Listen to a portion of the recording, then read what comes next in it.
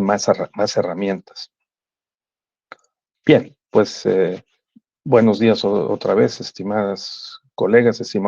Vamos a comenzar esta sesión.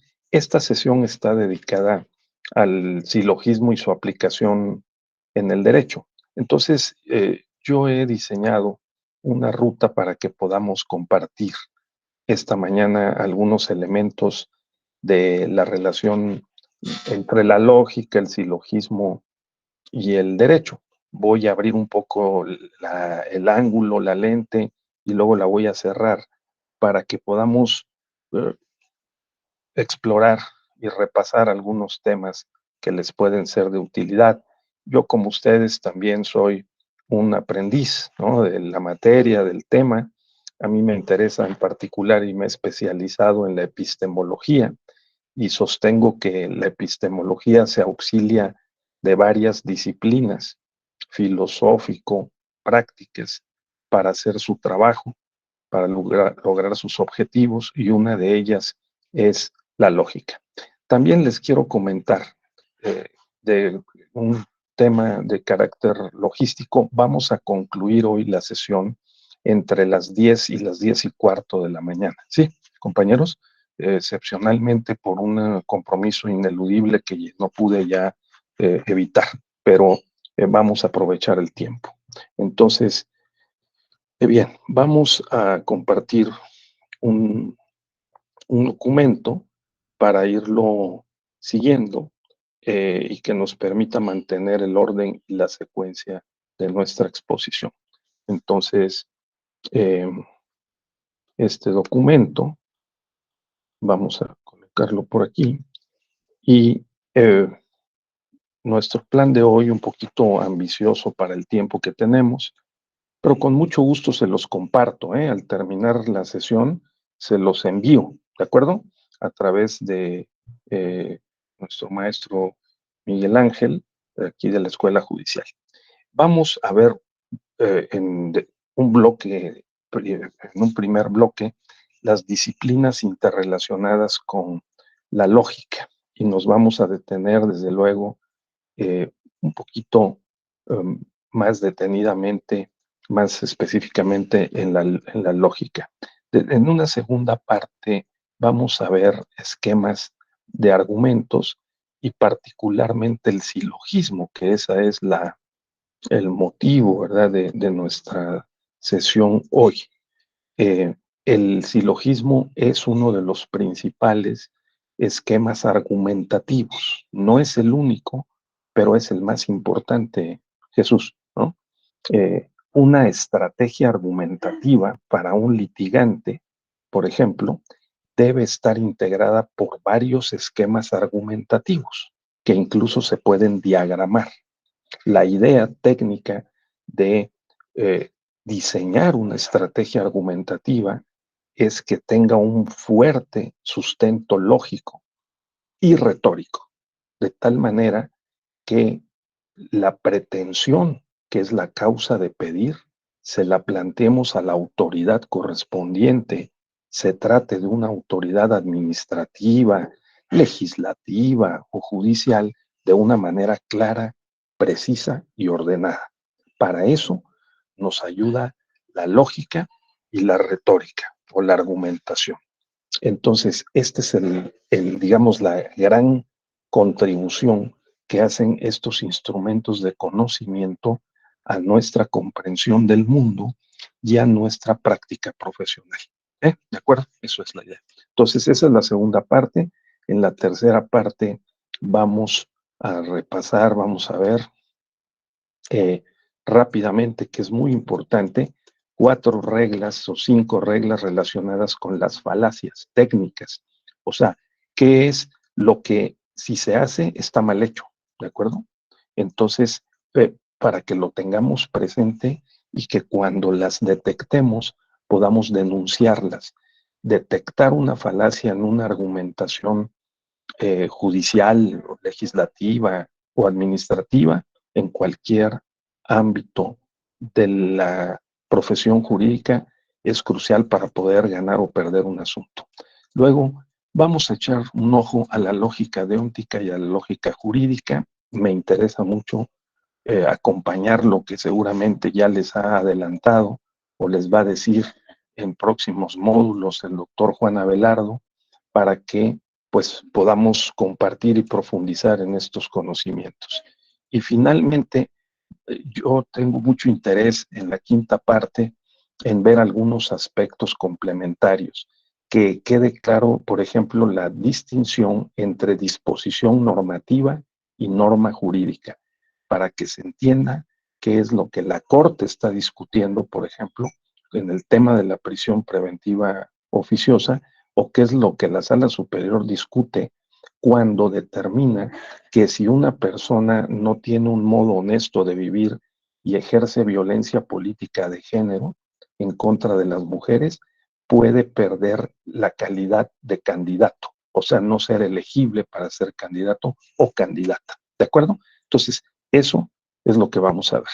Eh, Vamos a hacer brevemente algunas preguntas, las podemos dejar sobre la mesa, ¿no? Para ver cómo sirven estos esquemas argumentativos concretamente a la práctica jurídica y a la resolución de problemas eh, técnico-jurídicos. ¿De acuerdo? Sí, esa es la ambición de esta mañana. Eso pretendemos hacer 5 partes. Bien, vamos a la primera parte.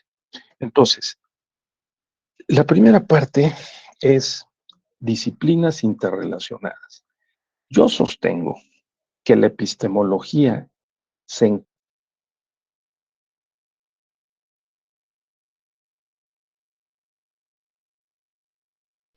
No se escucha, doctor. Buen día.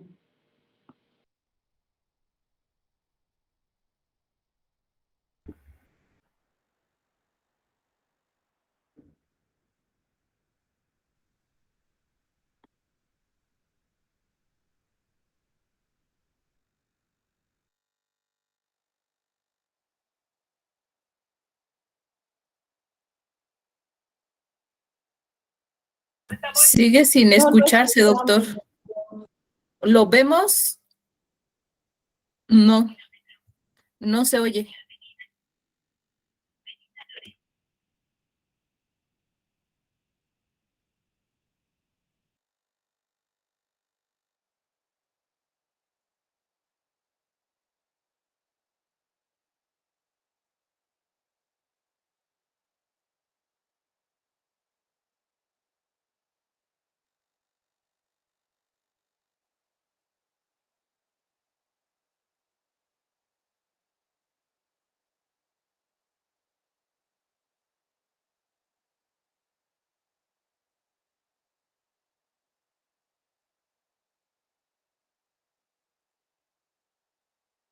Ok, doctor, enterados, aquí lo esperamos de nuevo.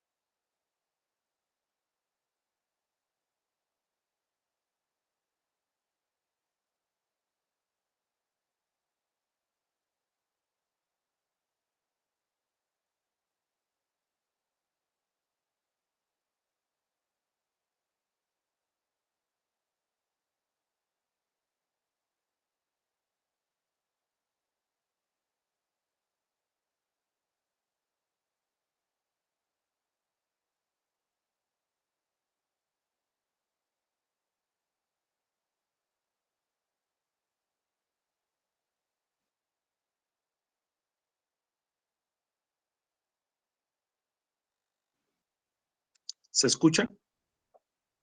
Ahí ya.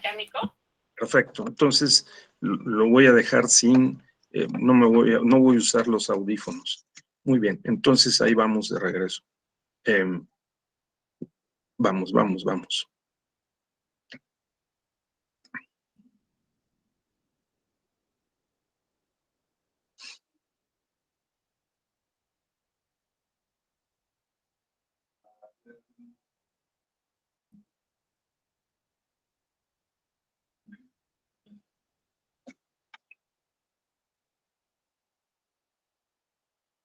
¿Lo están viendo?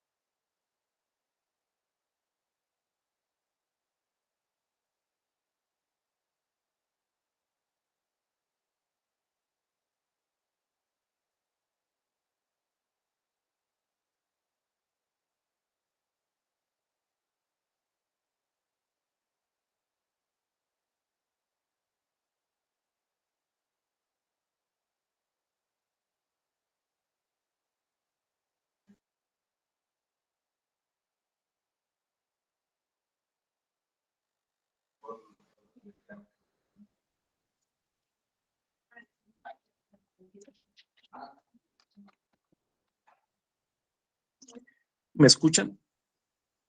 Se escucha. Ok, gracias. Ahí vamos.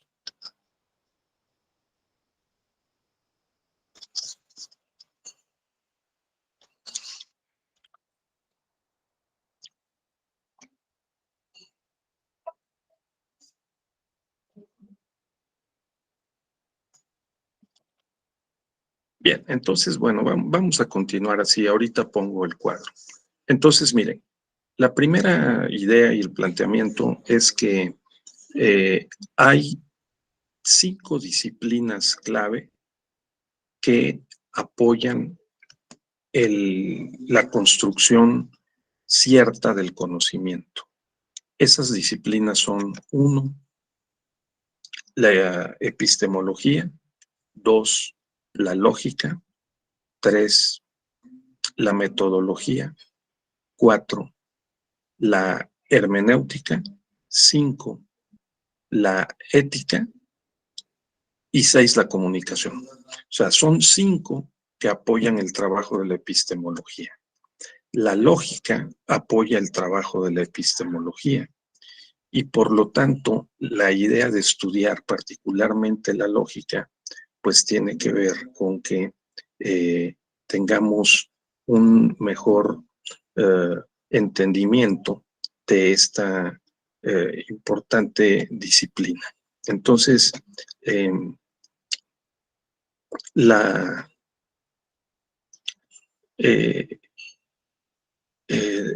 lógica nos permite precisar los conceptos.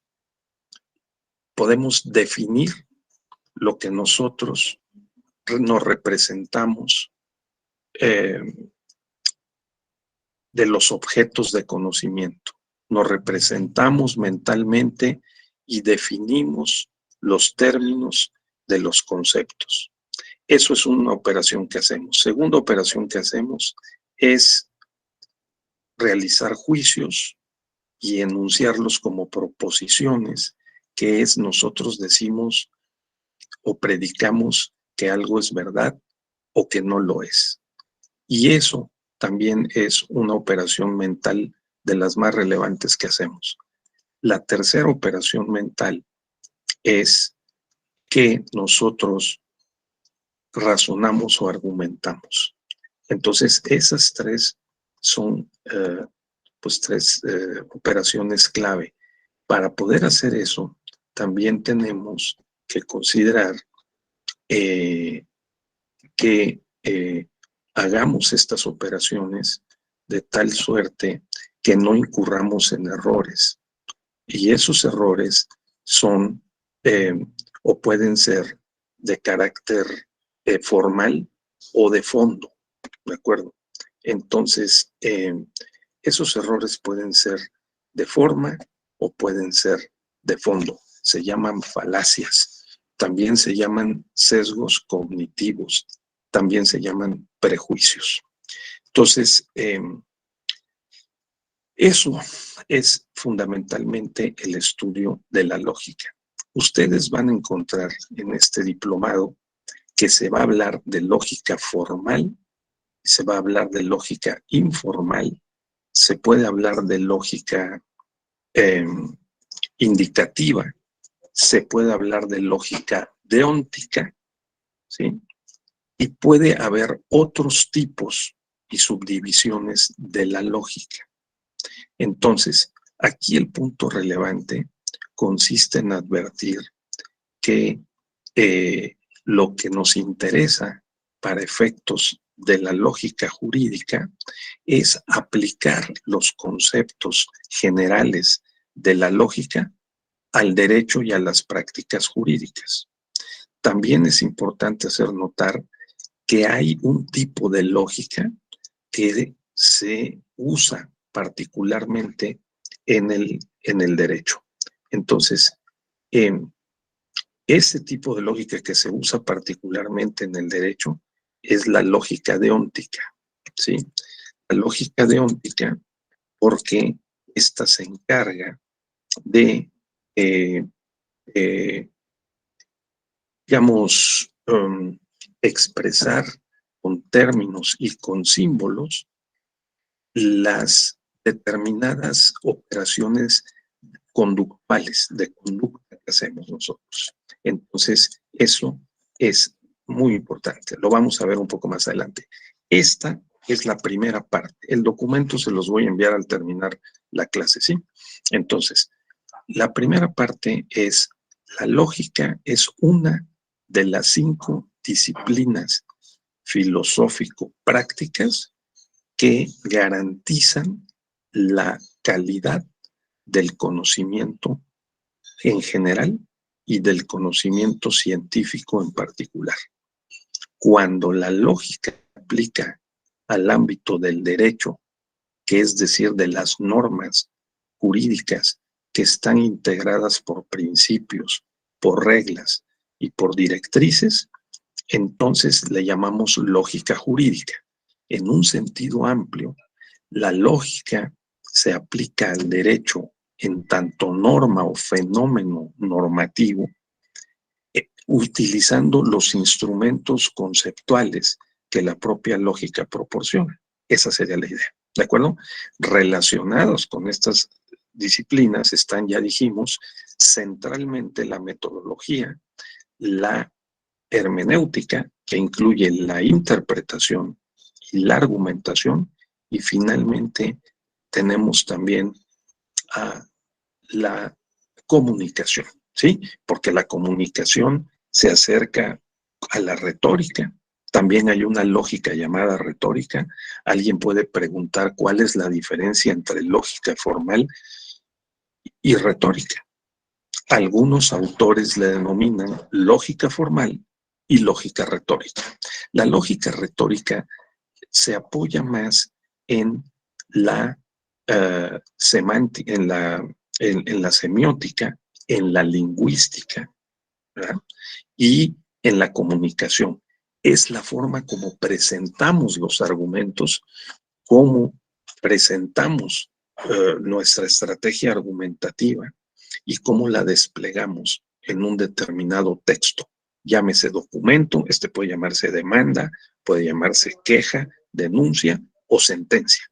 Habría que tener en mente la noción de estrategia argumentativa, ¿no?, que incluye los esquemas argumentativos, los silogismos y también la retórica, que es el conjunto de instrumentos que presentamos ante un auditorio, una audiencia, que puede ser el juez, puede ser un jurado de exámenes profesionales, puede ser un grupo de alumnos, puede ser un grupo de maestros, puede ser un magistrado. Presentamos una pretensión con una estrategia argumentativa integrada por esquemas argumentativos. Esta es la segunda parte que quiero que veamos: los esquemas argumentativos. El principal esquema argumentativo es el silogismo. El silogismo es una forma argumentativa en la cual se contienen 3 proposiciones.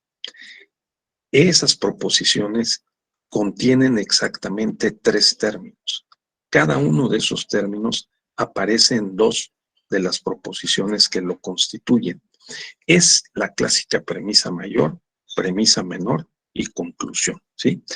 Un silogismo clásico aristotélico es un silogismo llamado estándar o de conclusión obligatoria, porque las 2 premisas, la premisa mayor y la premisa menor, contienen términos que tienen que estar reflejados en la conclusión. Entonces, este es el llamado silogismo clásico aristotélico, silogismo estándar, ¿verdad? La conclusión es una proposición que contiene 2 de los 3 términos del silogismo.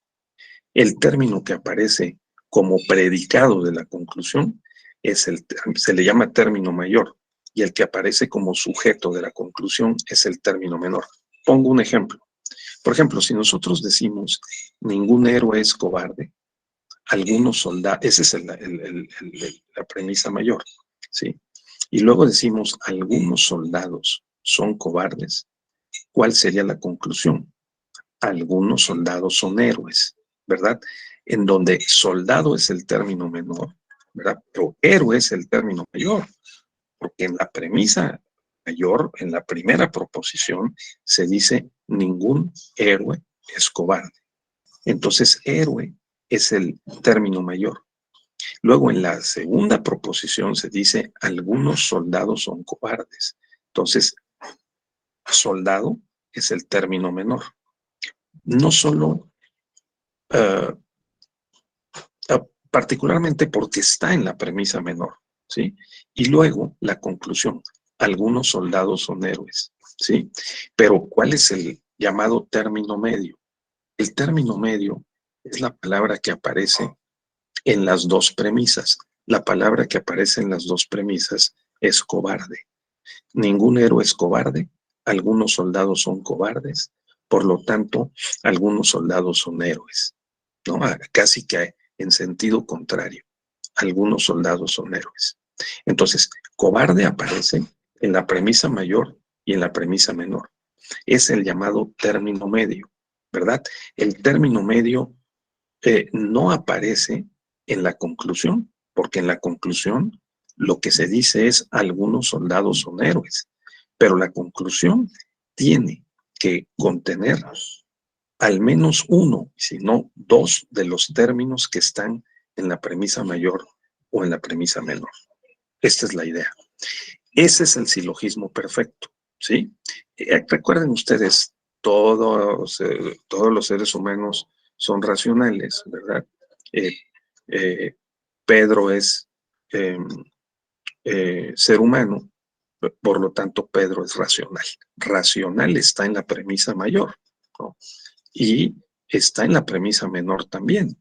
Todos los seres humanos son racionales, Pedro es ser humano, ¿no? Pedro es racional, racional está por lo menos en la premisa mayor y deberá estar en la conclusión.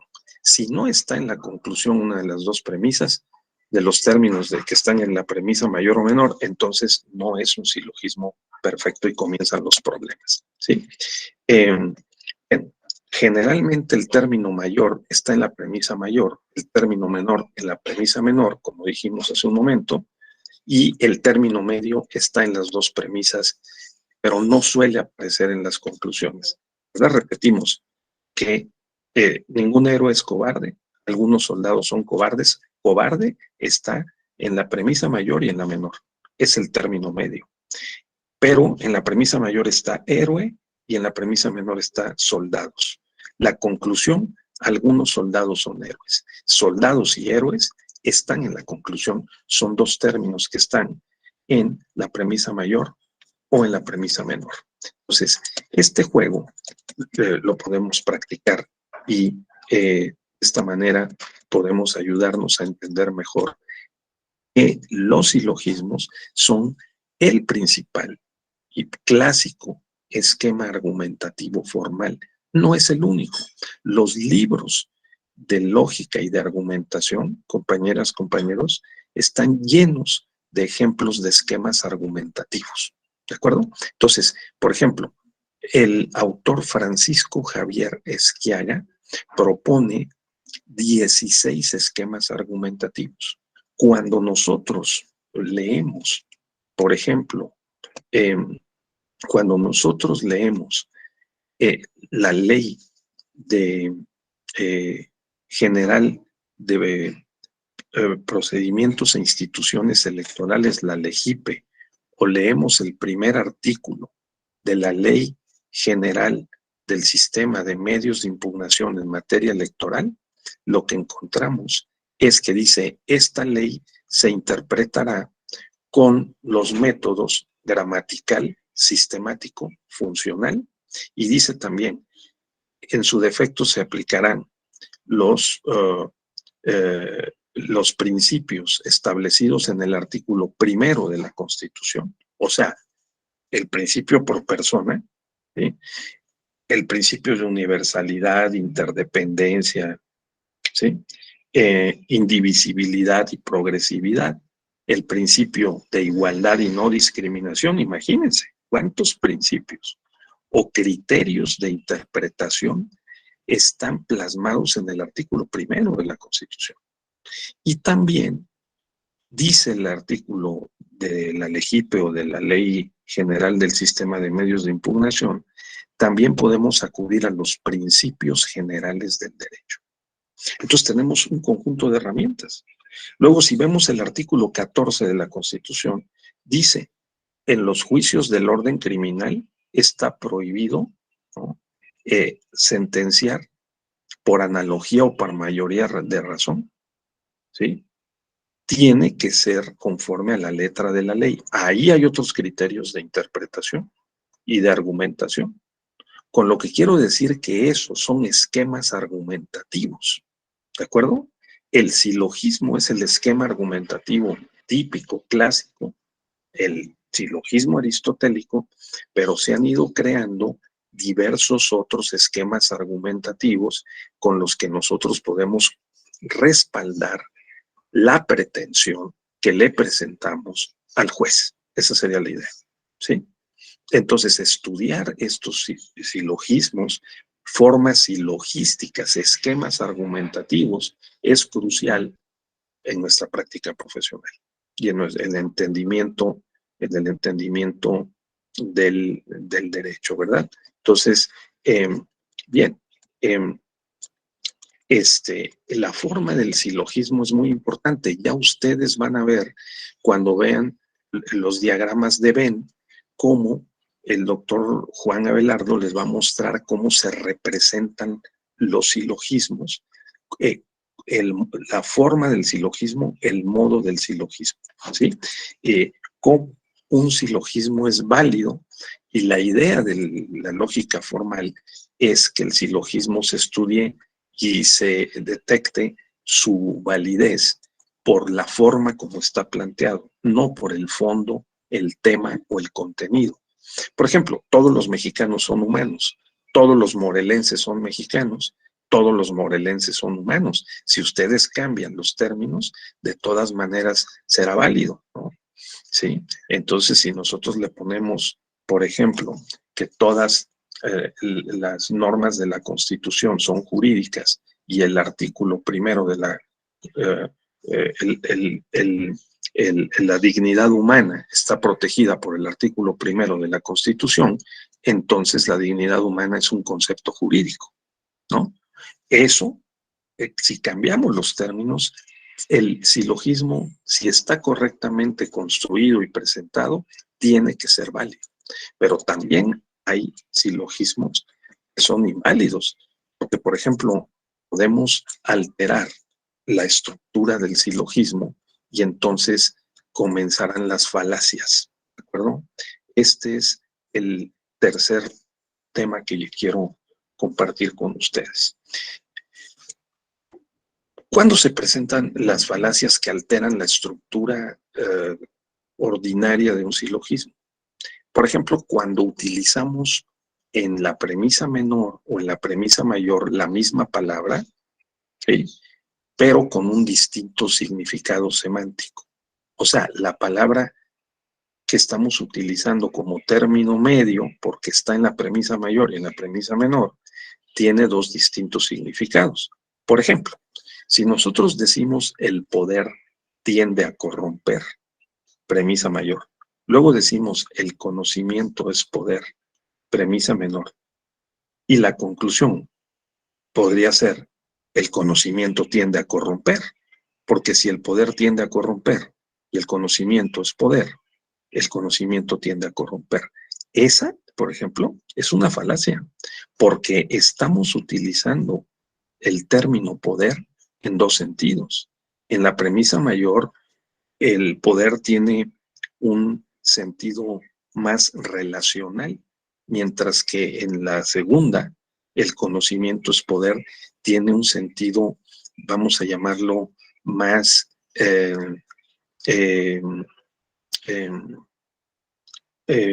más sustantivo, no relacional. Entonces, confunde, ¿no? Y la conclusión es semánticamente incorrecta. O sea, el silogismo es inválido porque está afectado por una distinción en el uso del término medio, que es la palabra poder. Recuerden ustedes que el término medio es el que aparece en la premisa mayor y en la premisa menor. Bien, un segundo problema es que el término medio debe estar distribuido por lo menos en una de las premisas, por lo menos en una, y de preferencia en las dos, como dijimos. Así que si se dice, por ejemplo, los rusos fueron revolucionarios, los anarquistas fueron revolucionarios, los anarquistas fueron rusos, esa es una falacia, porque no está bien distribuido el término medio. Se dice los rusos fueron revolucionarios, los anarquistas fueron revolucionarios, los anarquistas fueron rusos. No necesariamente. Todos los anarquistas fueron rusos. Habría que alterar la construcción de este silogismo formalmente para que tuviera una conclusión sostenible, ¿no? Entonces, por ejemplo, ese es un ejemplo de que también alterando los términos, manejando mal el término medio, podemos incurrir en una falacia, ¿verdad? Otra posibilidad es de una falacia técnica es, por ejemplo, si cualquier término está distribuido en la conclusión, entonces debe estar distribuido en las premisas, pero si no lo está, entonces es una falacia. Por ejemplo, todos los perros son mamíferos, pero ningún gato es perro. Entonces ningún gato es mamífero. Eso es una falacia. Todos los perros son mamíferos, ningún gato es perro. Fíjense cómo se está introduciendo el término gato para alterar el término medio que es perro, porque perro está en la premisa mayor y está en la premisa menor, ¿verdad? Todos los perros son mamíferos, ningún gato es perro. La conclusión, ningún gato es mamífero, es equivocada. O sea, ese silogismo está mal construido. Ahora, otro, ningún silogismo válido puede tener dos premisas negativas. Ningún silogismo válido puede tener dos premisas negativas. Por ejemplo, ningún animal que es perro es gato. Ningún animal que es gato es perro. Premisa mayor, premisa menor. Tendríamos que decir, ningún gato o perro es animal. Sería la conclusión lógica. Ningún animal que es perro es gato. Ningún animal que es gato es perro. Ningún gato o perro es animal. Ojo, porque si nosotros nos volvemos expertos en manejar el término medio y en manejar y alterar la premisa mayor o la premisa menor, y por lo tanto la conclusión, entonces nos podemos volver mucho más hábiles para poder convencer con base en alguna estrategia, porque podemos presentar los silogismos de tal manera o los podemos detectar para poder denunciar la incorrección de un esquema argumentativo. Este es el sentido y para esto sirve la lógica, ¿sí? Ahora, otra, si cualquier premisa es negativa, la conclusión debe ser negativa. Por ejemplo, si decimos el hombre no es inmortal y decimos Juan es hombre, entonces Juan no es inmortal, ¿verdad? Si nosotros introducimos una premisa con una expresión negativa, la conclusión debe ser negativa, ya sea que la negación esté en la premisa mayor o en la premisa menor. Así que el hombre no es inmortal y Juan es hombre, entonces Juan no es inmortal, ¿verdad? Claro, alguien puede decir, bueno, pero lo puedo presentar al revés, ¿verdad? Puede ser el hombre no es inmortal y Juan es hombre, entonces Juan es, digamos, como diríamos, Juan, pues vean la dificultad. Tenemos que lógicamente decir, Juan no es inmortal. Alguien puede decir, Juan es eterno. Pues yo no sé. Eso sería un silogismo imperfecto. porque la palabra eterno no está ni en la premisa mayor ni en la premisa menor, y puede ofrecer un flanco débil en la argumentación. O sea, si decimos el hombre no es inmortal, Juan es hombre, y cambiamos la conclusión y que decir en lugar de que Juan no es inmortal, decimos Juan es eterno, pues entonces estamos alterando las reglas de la lógica, ¿de acuerdo? Aquí el punto es asumir que la lógica tiene reglas. Como tiene reglas la metodología, tiene reglas la interpretación, tiene reglas la argumentación, tiene reglas la comunicación, tiene reglas la ética. Entonces, si conocemos esas reglas y advertimos en un texto que no se están usando adecuadamente, podemos denunciar el texto, criticarlo y derribar la argumentación. De eso se trata. ¿Sí? Ahora, una sexta regla. Si un silogismo tiene una conclusión particular, no puede tener dos premisas universales. Por ejemplo, todas las mascotas son animales domésticos y ningún unicornio es un animal doméstico. Entonces, algunos unicornios no son animales domésticos. Otra vez, una conclusión particular no puede tener dos premisas universales. Vean, aquí hay dos premisas universales. Todas las mascotas son animales domésticos, todas. Y ningún unicornio es un animal doméstico. Entonces, no puede arribarse a una conclusión particular. No podemos decir el unicornio llamado X no es un animal doméstico. Ni podemos decir algunos unicornios no son animales domésticos. O decimos todos o decimos ninguno. O sea que tenemos que tener cuidado con cómo presentamos la forma y también, digamos, el modo en que estamos construyendo el silogismo. Otra vez, hay 6 reglas de las falacias. Uno es que un silogismo debe contener exactamente 3 términos, cada uno de los cuales se usa en el mismo sentido en todo el argumento. ¿Sí? Porque si lo utilizamos en un distinto sentido, entonces se cae la validez del silogismo. No podemos usar derecho o poder en 2 sentidos distintos, en la premisa mayor y en la premisa menor, porque entonces afectamos la validez de la premisa de la conclusión. Sí, el poder tiende a corromper, el conocimiento es poder, el conocimiento tiende a corromper. Se percibe que hay algo que no ajusta, que no está bien construido el silogismo. El término medio debe estar distribuido por lo menos en una de las premisas. Si cualquier término está distribuido en la conclusión, entonces debe estar distribuido en las premisas. ¿Sí?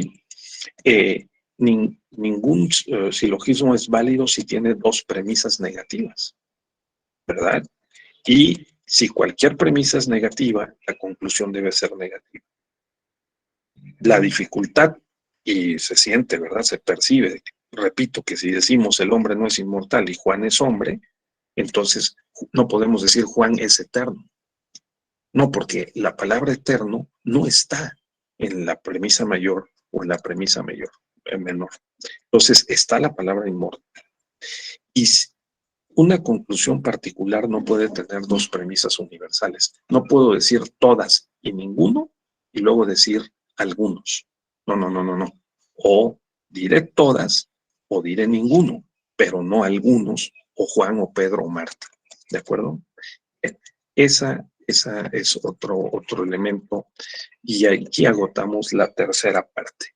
Recuerden, hasta ahora llevamos la relación entre lógica y otras disciplinas, porque la lógica aporta la estructura del pensamiento y las operaciones mentales, ¿no? Y por el otro tenemos los silogismos clásicos, que es el silogismo aristotélico. Hay diversos tipos de silogismos, esquemas argumentativos, esa es la parte 2, y la parte 3 hay por lo menos 6 reglas para detectar falacias técnicas, que son alteraciones de la forma como se presentan los silogismos clásicos, digamos. Sí, Daniela, por favor, adelante. Sí, doctor, disculpe, solamente que tenía una duda. Por ejemplo, podría ser todos los mexicanos tienen derechos político-electorales y la premisa menor podría ser los oaxaqueños son mexicanos y una conclusión, los oaxaqueños tienen derechos político-electorales o cómo sería. Exactamente, sí. Esa está bien construida. ¿Por qué? Porque la palabra derechos político-electorales está en la premisa mayor. Todos los mexicanos tienen derechos político-electorales, los oaxaqueños son mexicanos, los oaxaqueños tienen derechos político-electorales. Ese es un argumento silogístico deductivo bien construido. ¿De acuerdo? Ese es el punto. Ahora, pero no podemos decir, por ejemplo, cometer el error de que un error típico que es no se sigue, es decir, la consecuencia o la conclusión. No podemos decir todos los mexicanos gozan derechos político-electorales, los oaxaqueños gozan derechos político-electorales y luego decir los guerrerenses, ¿no? Gozan derechos político-electorales. Estaríamos afectando la estructura válida del silogismo. Estaríamos incorporando un término que no está en la premisa mayor o la premisa menor. Esto, como pueden notar, obliga a que mentalmente cerremos los términos, o sea, enfoquemos la mente en advertir qué es lo que nos están planteando y lo podemos reducir. Cualquier argumentación que esté en una demanda, en una sentencia, en una queja o denuncia, a términos silogísticos. Esta es la operación de la abstracción y de la reducción de los términos argumentativos a esquemas silogísticos. Hay autores que sostienen que toda argumentación, por más sofisticada que sea, incluida las operaciones de ponderación o de interpretación conforme, ¿no?, que suelen ser más discursivas y respaldar más la pretensión con diversos tipos de argumentos complementarios, se pueden al final convertir y presentar, expresar en términos silogísticos. Fíjate, Daniela, por eso es importante trabajar mentalmente en esto que parece muy simple, pero que luego pasamos por alto. Y hay asuntos importantes que se han ganado o se han perdido por no manejar adecuadamente los esquemas argumentativos, ¿sí? Entonces, hay que tenerlos presentes. Hasta aquí vamos bien. Nos quedan unos 15 minutos más de la clase, pero vamos en la parte 3, ¿sí? Ahora me voy a dirigir a la parte 4, en donde vamos a ver lo siguiente. En la parte 4, lo que tenemos es la distinción o la correlación entre lógica deóntica y lógica jurídica, ¿sí? Porque también podemos usar y podemos ver en diversos libros o profesores que usen de manera indiscriminada la expresión lógica, lógica jurídica, lógica retórica, y nos dejen algunos elementos de confusión, ¿no?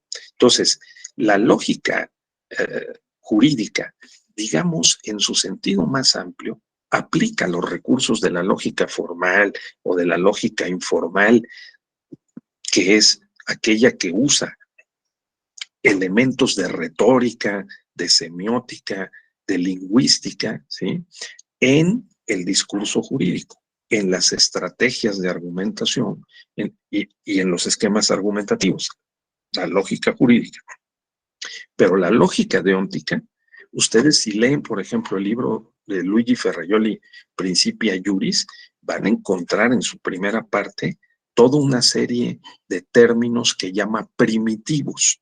Los términos primitivos son términos o son palabras que denotan conceptos que no tienen por qué definirse, porque son de conocimiento común de amplio dominio. Entonces, por ejemplo, obligación, por ejemplo, facultad o, por ejemplo, responsabilidad. Con solo nombrarlos, ya sabemos que hay derecho o hay una obligación o hay una facultad o hay una responsabilidad. Esos términos en lógica se llaman primitivos. Ferrajoli, por ejemplo, dice, yo en mi teoría voy a utilizar estos términos primitivos, ¿sí? Pero si quieren los puedo definir para que haya claridad y precisión, ¿no? Pero si quieren, no los defino, puedo no definirlos, ya se conocen, son del dominio común de los juristas. Ahora, de esos términos primitivos se derivan otros y empieza a hacer una combinación de términos y los extiende en decenas de términos centrales, digamos, que usa para construir su teoría del garantismo jurídico. Dice Ferrajoli, si quieren ustedes evaluar la validez formal y el contenido también de mi teoría del garantismo jurídico, derriben mis términos primitivos y los silogismos y los esquemas argumentativos con los que yo desarrollo mi teoría, porque entonces tendrán menos calidad científica. Entonces, la lógica deóntica es la lógica que se usa en el ámbito jurídico precisamente, porque lo que hace la lógica deóntica es utilizar conceptos, métodos o leyes incluso, que tienen que ver con el sentido de la conducta, y como en el derecho de lo que se trata es de constreñir o bien de permitir, ¿no? O de prohibir determinadas opciones de conducta, entonces lo que se usa es la lógica deóntica. La lógica deóntica utiliza operadores deónticos. Por ejemplo, obligación se simboliza con una O, facultad con una F, prohibición con una V, permiso con una P. Si ustedes ven que algún profesor en el diplomado utiliza estas letras y no las explica, entonces una posibilidad es o que nos la explique, o una segunda es entender por nuestras lecturas que hagamos que la lógica deóntica utiliza estos símbolos, ¿de acuerdo? La O por obligación, la F por facultad, la V por prohibición o la P por permiso, ¿no? Entonces, tengámoslo en cuenta porque, por ejemplo, la lógica proposicional, que es la que se especializa en ver cómo están construidas las proposiciones, que es, por ejemplo, todo hombre es racional. Esa es una proposición. A esa le pueden poner, pueden ustedes encontrar entre paréntesis la palabra P, ¿sí? Juan es hombre, le pueden encontrar Q y la conclusión puede ser R o puede ser S, ¿sí? Entonces Juan es un ser humano. Todo ser humano es racional, Juan es ser humano, Juan es racional. Entonces, por eso luego vemos simbolizados con estos llamados enunciados deónticos, ¿verdad? Las o proposicionales o deónticos, con esas letras, los términos que se están utilizando. Repito, la lógica proposicional utiliza P, Q, R, S, T. La lógica deóntica es una convención entre los lógicos. La lógica deóntica utiliza operadores tales como O de obligación, F de facultad o P de permiso, ¿sí? Entonces, por ejemplo, así ya podemos ir descomponiendo los artículos de la Constitución o cualquier texto normativo. Por ejemplo, el artículo 5 dice, el artículo 5 de la Constitución, pero lo podemos hacer con el artículo 1. A ninguna persona, dice el artículo 5, podrá impedirse que se dedique a la profesión jurídica, industria, comercio o trabajo que le acomode siendo lícitos. El ejercicio de esta libertad solo podrá vedarse por determinación judicial cuando se ataquen los derechos de tercero o por resolución gubernativa dictada en los términos que marque la ley cuando se ofendan los derechos de la sociedad. Un ejercicio lógico, deóntico, sería proposicional primero, sería descomponer ese largo párrafo en varios más sencillos. Por ejemplo, diríamos un primero, se impide a una persona que se dedique a la profesión, no se impide a una persona que se dedique a la profesión, industria, comercio o trabajo que le acomode. Eso es lo primero, ¿sí? La profesión, industria, comercio, trabajos son lícitos, deben ser lícitos, ¿sí? Ese es el segundo, ese le podemos poner Q, al primero le ponemos P. El tercero, se hace algo por medio de una determinación judicial. Solo puede vedarse por determinación judicial. Lo separamos y lo ponemos aparte. Luego, ponemos aparte, se atacan derechos de tercero. Ponemos aparte, se hace algo, ¿sí? Por medio de resolución gubernativa, ¿sí? O sea, se veda esa facultad, ¿no? De dedicarse a cualquier actividad siendo lícita, se puede vedar por resolución gubernativa. Otro, se hace algo en los términos que marque la ley y se ofenden derechos de la sociedad. Tenemos 1, 2, 3, 4, 5, 6, 7 proposiciones en el párrafo del artículo, en ese párrafo que leí del artículo 5. En el artículo 5 hay 7 proposiciones en un solo párrafo. Entonces, el trabajo que hay que hacer es ver, por ejemplo, cuáles son las proposiciones que están en el artículo 1 de la Constitución. Ese ejercicio nos va a ayudar a entender mejor, ¿verdad?, qué es lo que el legislador quiso decir, y vamos avanzando en la interpretación objetiva con nuestro, obviamente, concurso, nuestra participación como sujetos interpretativos de lo que el legislador quiso decir, ¿no? Entonces, lo que el legislador quiso decir en el artículo 1, en el artículo 2, en el artículo 3 de la Constitución. Esa es la idea de utilizar la lógica proposicional, o sea,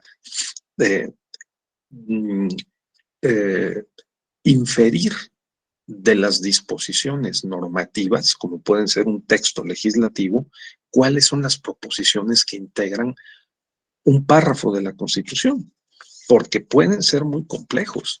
Y entonces tenemos algunos problemas como los que se están discutiendo en estos días, porque como dijo el ministro presidente Saldívar, del presidente de la Suprema Corte, en la discusión de la semana pasada sobre la prisión preventiva oficiosa, la Constitución tiene diversos lenguajes que proceden de diversas épocas.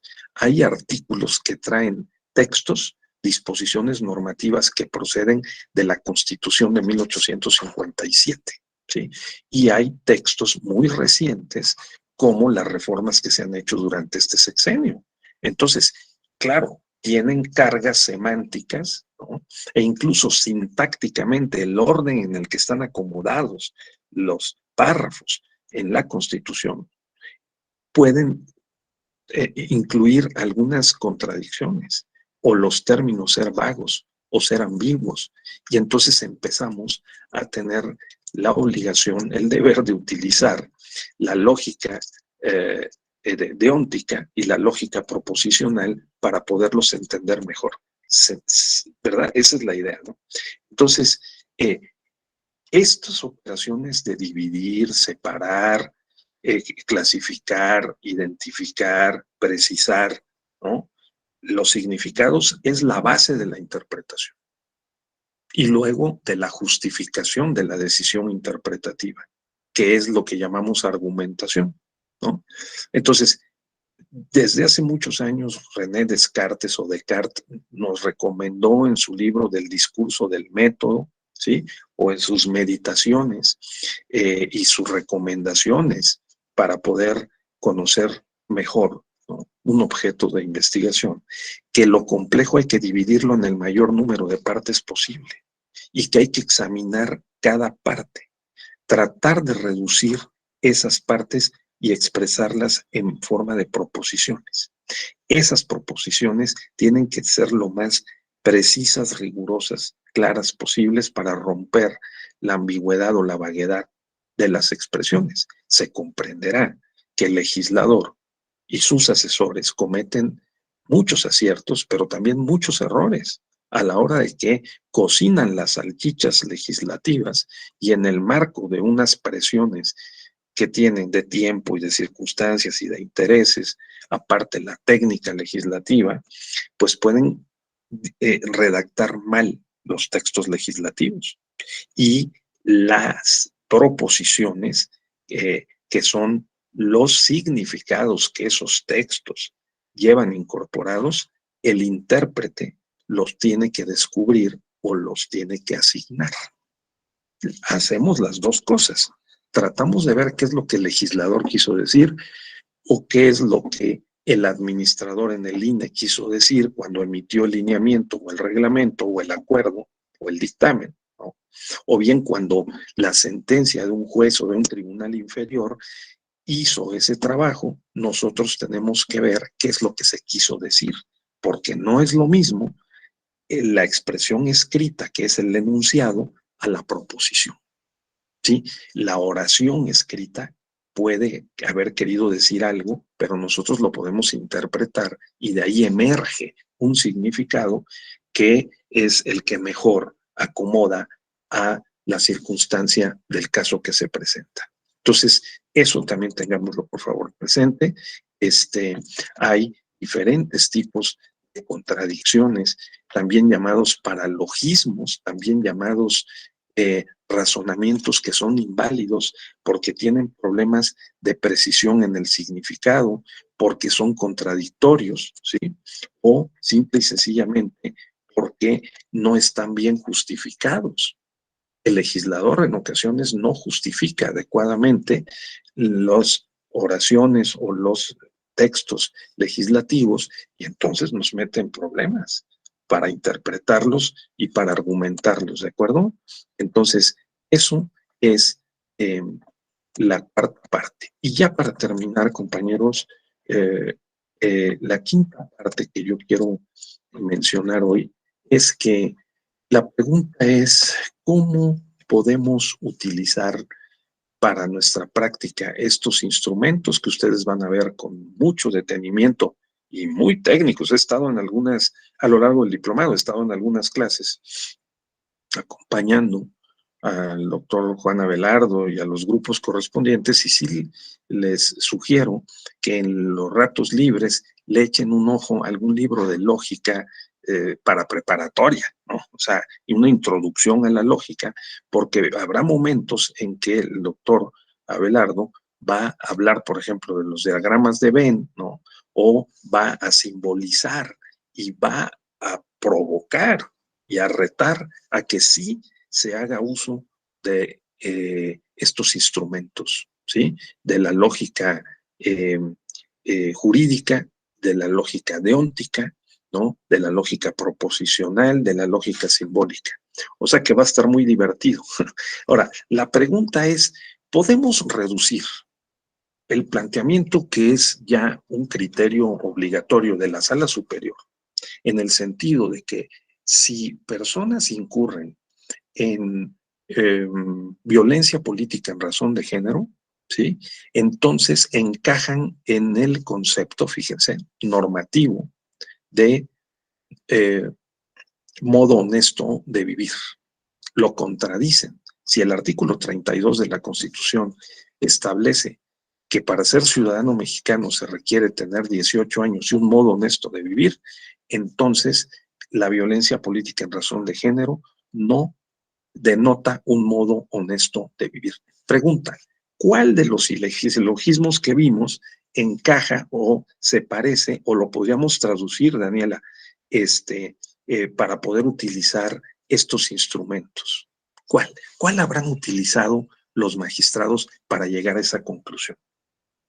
¿Cómo lo habrán construido? Esa es la pregunta. ¿O cómo se podría construir?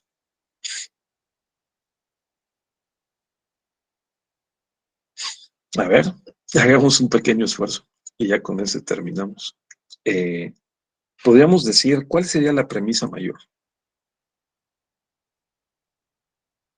Podríamos decir, a ver, Daniela, te ayudo un poquito.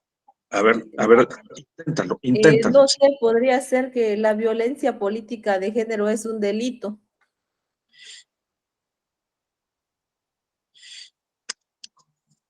O sea, vamos a ver. La subsunción significa encajar las circunstancias de modo, tiempo y lugar de un caso particular en el enunciado de la disposición normativa.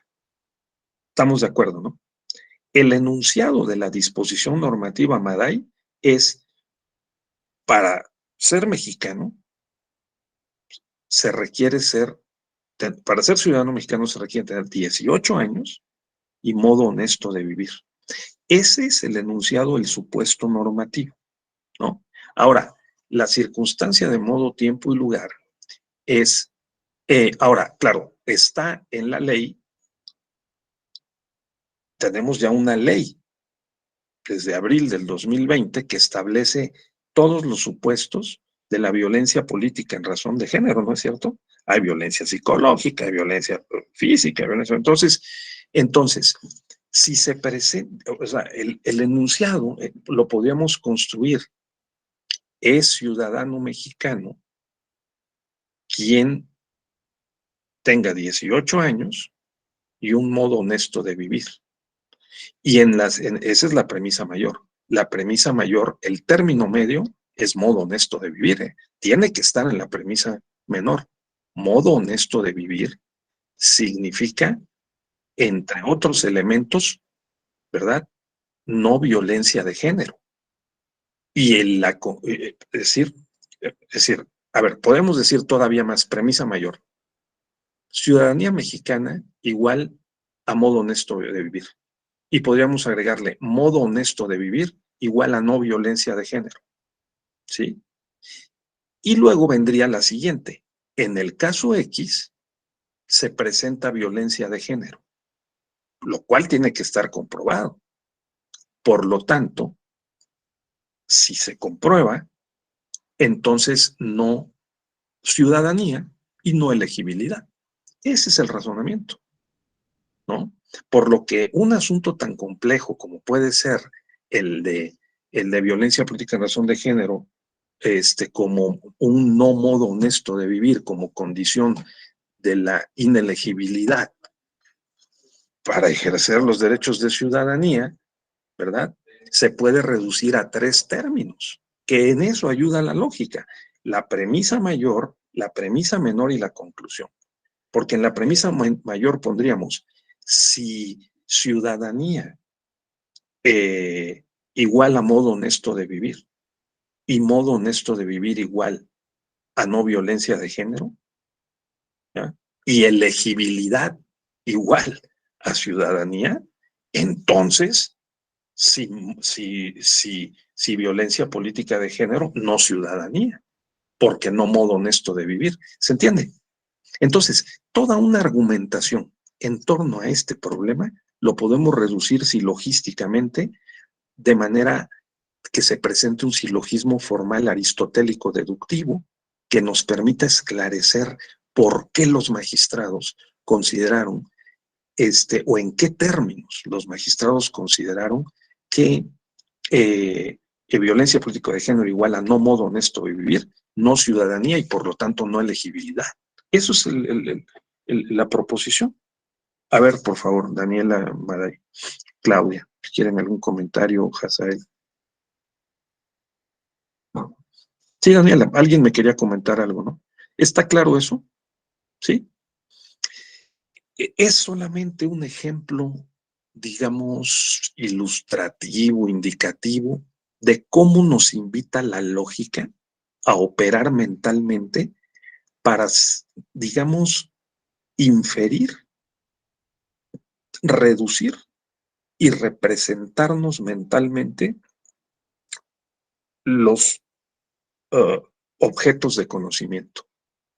Y en este caso, el objeto de conocimiento es un caso, ¿no? Es un juicio en el cual se tiene que determinar si BPG igual a no modo honesto de vivir, igual a no ciudadanía, igual a no elegibilidad. Punto. Y lo podemos acomodar en premisa mayor, premisa menor y conclusión. Esa sería la idea.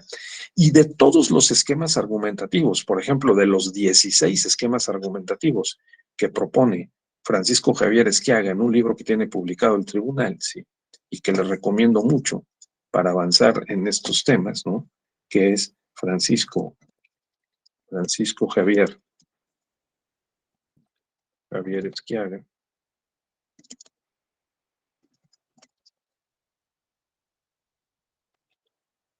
googleen a Francisco Javier Esquiaga, sobre argumentación jurídica, las sentencias electorales, argumentación jurídica, sentencias electorales, y va a aparecer en línea un libro que les recomiendo descargar. En ese libro, Francisco Javier Esquiaga, con ejemplos de las sentencias del tribunal, juega con 16 esquemas argumentativos, ¿no? Y nos dice con un tremendo rigor cómo es que en las sentencias se usan estos esquemas argumentativos, en las sentencias del tribunal. El argumento gramatical, el argumento sistemático, el argumento funcional, que son argumentos integradores, que son argumentos armonizadores e integradores. Porque si utilizamos el argumento que recurre a los principios, entonces podemos ya justificar violaciones a principios constitucionales y por lo tanto podemos utilizar un instrumento más sofisticado. Sí, les recomiendo mucho. Ahora, pensemos cómo pudiéramos reducir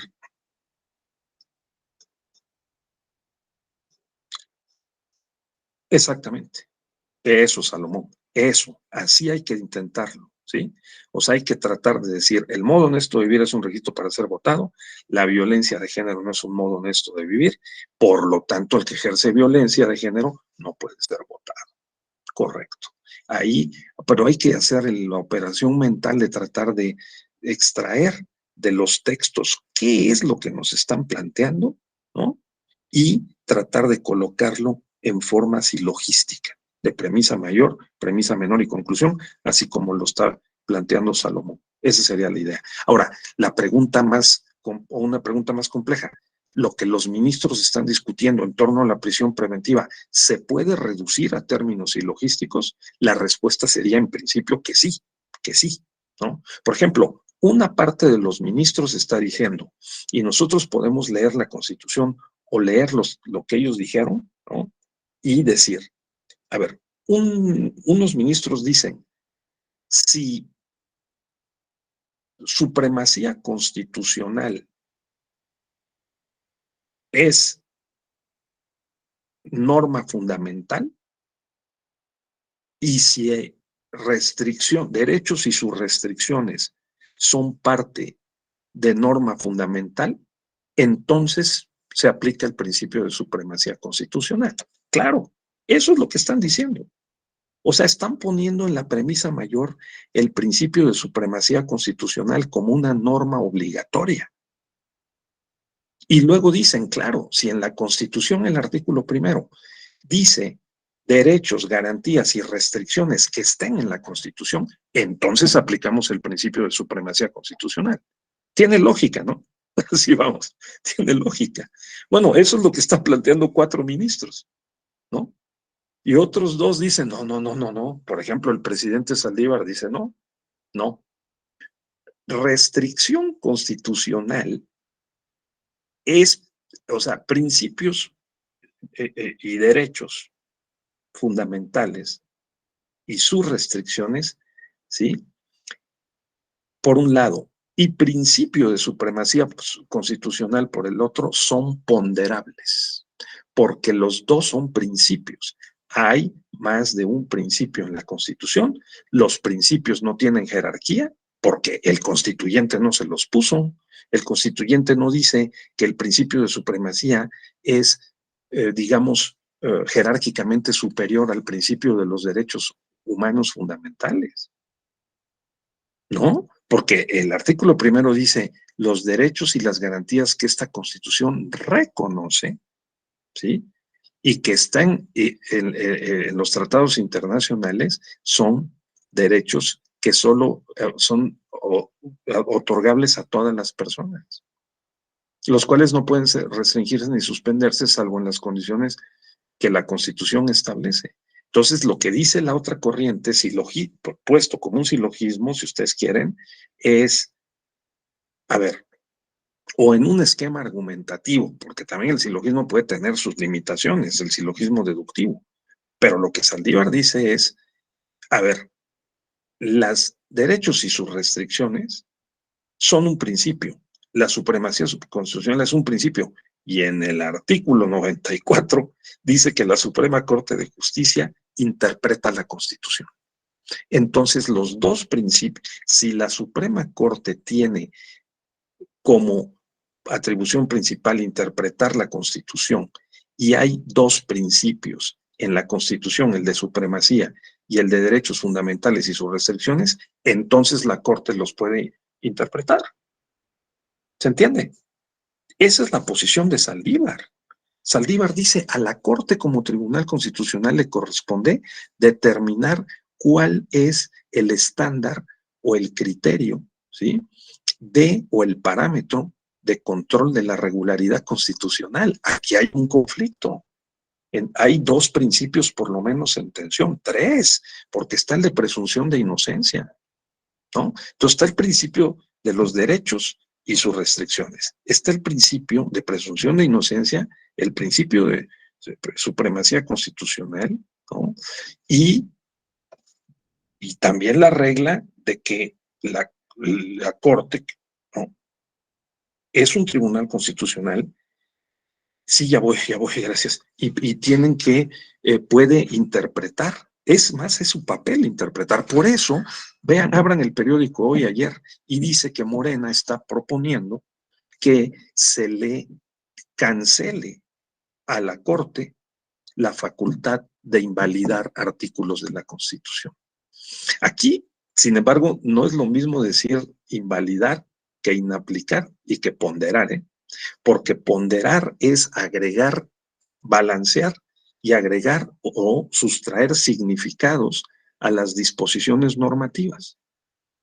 Se entiende la importancia de la lógica, ¿no?, y de la argumentación. Claro, porque si no, entonces lo que hay que hacer es que el legislador sea absolutamente claro, preciso, ¿no?, exacto, y que presente las justificaciones y los textos lo más completos posibles para que haya menos margen de interpretación. Pero mientras haya lenguaje ambiguo, vago, oscuro, impreciso, pues habrá necesidad de, como siempre la ha habido, de que el intérprete, en este caso el intérprete autorizado, que es la Corte, pues haga esta operación. Y entonces aparece la importancia, o se hace notar más la importancia de la lógica formal y de la lógica retórica. O sea, y desde luego de la hermenéutica, ¿no? O sea, de la interpretación y la argumentación. ¿De acuerdo, compañeros? Sí, eso es fascinante, ¿no? O sea, tratar de operativamente, mentalmente reducir los términos o expresarlos en tipo, los debates, digamos, judiciales o legislativos, ¿no?, o administrativos o jurídicos en general, en forma de esquemas argumentativos, ya sea silogismo deductivo o bien algún otro esquema como los que plantea, por ejemplo, Francisco Javier Esquiaga en el libro que les he recomendado. ¿Sí? Bien, pues entonces vamos a detenernos aquí, por favor, les agradezco.